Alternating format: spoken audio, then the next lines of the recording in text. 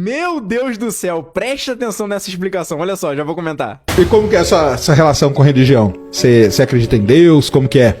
Eu penso assim, ó. Pra você acreditar em Deus, você precisa de muita fé. Você precisa ter uma fé exagerada pra acreditar que Jesus Cristo andou em cima da água. Uma fé grande. Pra acreditar na ciência, você precisa de fé pequena. Por exemplo, você precisa acreditar que 1 mais 1 é 2. Aí você consegue um monte de matemática daí. Você precisa acreditar que qualquer experimento feito no universo, em qualquer lugar, vai dar o mesmo resultado se as leis físicas forem a mesma.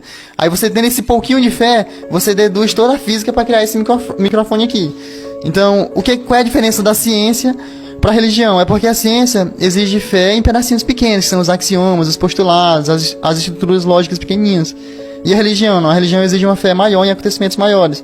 Então, pra mim, são só duas formas diferentes de explicar a mesma coisa, entende?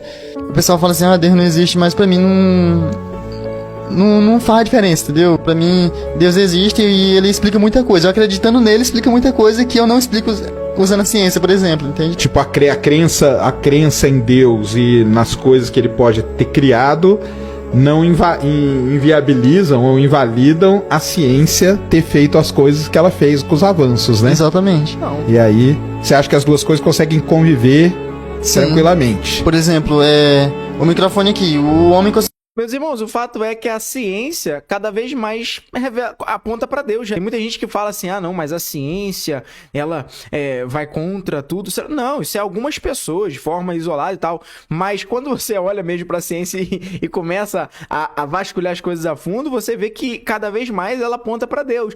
Porque chega um ponto que a ciência ela não consegue explicar mais nada. Mais nada. Ela explica até um certo ponto. Chega um determinado ponto que ela faz assim, e agora, né? E agora? E agora entra Deus. Conseguiu tirar o ferro da pedra, juntar, colocar uns cobres aqui, descobriu que a onda se propaga pelo espaço e fez o microfone funcionar. E as pessoas estão me ouvindo aí lá em Ceilândia, que é a 2.000 km daqui. Então, claramente o homem dominou aqui, ele entendeu como funciona. Mas quando ele tenta descobrir o que é essa onda lá, quebrando ela um pedacinho menor, aí ela faz graça com a cara dele, porque ela se transforma em energia, às vezes transforma em matéria, e nunca foi explicado isso ao certo, né? Na verdade, a melhor explicação que a gente tem é o princípio de Heisenberg, que uma hora é uma coisa e outra hora é outra, e quanto mais ela for menos ela é outra, e é a matemática. Isso aí. Então, quando você tenta estudar de verdade, lá no limite, ainda é um mistério. Então, qual é a explicação pra isso? Aí seria Deus, por exemplo, porque nós não conseguimos mais. Tem uma hora que tem que parar, entende? Você acha? Exatamente. Poxa, perfeito, meus irmãos. Perfeito mesmo. Que vídeo maravilhoso, me marcaram aqui. E o fato é, meu querido, que Deus não se explica. Essa é a grande verdade. E a Bíblia, você percebe que a Bíblia, quando você lê ela ali, de Gênesis a Apocalipse, você não vê Deus em nenhum momento preocupado em ficar se provando para alguém. Tanto é que para Moisés, quando Moisés perguntou no nome de quem que eu vou, a resposta de Deus foi, você vai no nome do eu sou. Acabou, se vai acreditar ou não, se vai pensar, o que vai pensar a respeito. Deus não tá mínima, nem isso aqui, ó, nem um tim desse tamanho aqui, ó. Deus não está nada preocupado para ficar se autoafirmando ou ficar se explicando. Deus é Deus, irmãos. E é necessário que se achegue a Deus por intermédio da fé, porque Deus é espírito. E é necessário que os adoradores o adorem em espírito e em verdade. E na Bíblia, você percebe que a fé é a base de tudo, principalmente o que tange a salvação. Você percebe que a fé é o princípio básico. Como assim? É você ter fé que Cristo Jesus morreu na cruz do Calvário pelos nossos pecados. E por isso nos redimiu, nos lavou, nos limpou, é o nosso remidor, nosso redentor. E através da fé na morte salvífica de Jesus Cristo na cruz do Calvário, nós somos salvos também.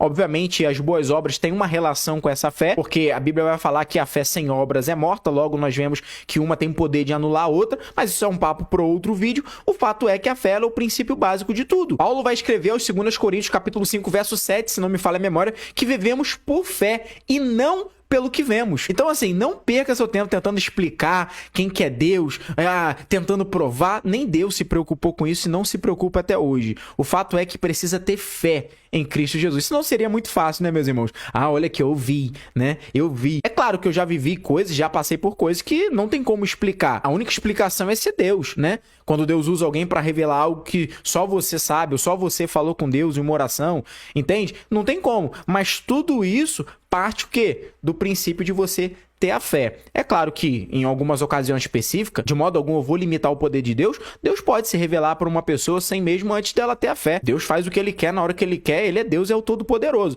Agora, em via de regra, vamos assim dizer, é necessário a fé. O autor aos Hebreus capítulo 10, verso 38 vai dizer que o justo viverá pela fé. Bom, meus irmãos, falando em fé e intimidade com Deus, eu quero te falar que o jejum é uma ótima ferramenta também para te elevar em um nível mais profundo, espiritualmente falando. Através do jejum, você fica mais sensível à voz de Deus e o jejum te coloca em um nível espiritual mais elevado. O grande problema é que tem muita gente que não sabe o que é jejum e nem sabe que é o próprio Jesus que espera com que nós venhamos a levar uma vida jejuada. Prova disso é que ele dá as instruções e ninguém em sua consciência daria alguma instrução sem a devida expectativa com que aquilo seja cumprido, seja feito, né? Então, vamos juntar aqui que 1 mais 1 tá dando 2. Mas eu sei que o grande problema das pessoas é que elas não sabem o que é o jejum bíblico ou não sabem como praticar. E eu elaborei um material incrível que eu tenho certeza que vai te ajudar. Nesse material eu falo o que é o jejum, para que serve o jejum, por quais motivos jejuar, como inicia o jejum, como finaliza o jejum. Jejum não é barganha com Deus. Falo tudo acerca do jejum. E o mais legal é que você lendo, você já consegue colocar em prática de imediato.